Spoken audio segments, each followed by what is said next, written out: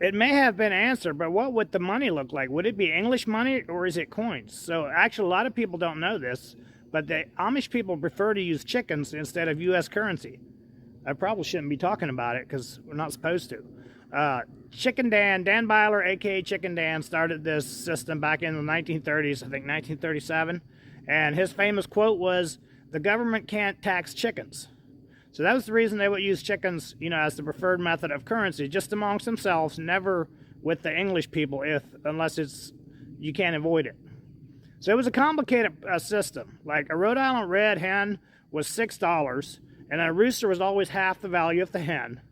And then the Plymouth Rock and the Leghorns were $5.50 each for hens, and then everything else was $5 a hen, and then $2.50 for the roosters or whatever. And then the broiler chickens, the meat chickens, those were $7 and $7.50 on Fridays and Saturdays because everybody wanted them on Sundays for their Sunday dinner.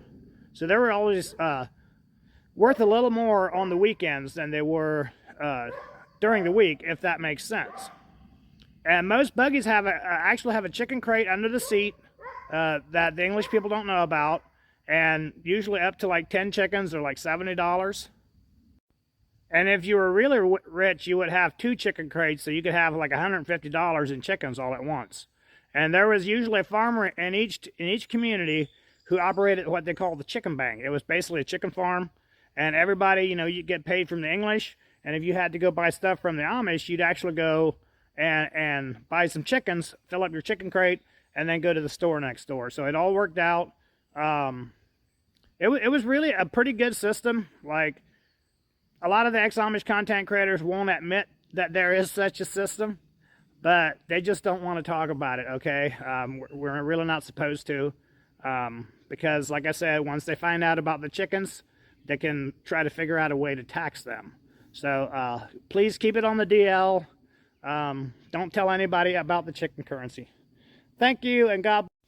Chicken Dan, guy was smart. Can you elaborate? So absolutely. So legend has it that Dan Byler, aka Chicken Dan, was born in Holmes County, Ohio, around 1898 to Nelson and Betty Byler. And he became a chicken farmer. In the 1930s is when he coined his famous phrase, "The government can't tax chickens." And he decided, since he had a chicken farm, that he was not going to accept or pay out any more U.S. currency, and he was just going to give and receive chickens. And it worked out, and he founded the first chicken bank, and he was also the founder and the first president of the Federal Chicken Reserve, the Federal Amish Chicken Reserve. So he did a lot of things for the Amish. A lot of people think he also invented the chicken wallet or the chicken crate under the seat, but it was actually his son Albert who invented the chicken wallet. One day when, soon after the chicken currency started, he had his sons in the back of the buggy holding all these chickens. And his son pipes up, it's like, "Dad, why don't you just put a crate under the seat? There's like empty room, empty space in there." So that's what he did, and that's how the chicken wallet became a thing, the chicken crate under the seat. So hopefully this was informative, and just in case anybody is wondering, this is all a joke. So last time people got mad at me for, I guess, being too believable. So I had it in the description. But Chicken Dan and his story shall live on in infamy.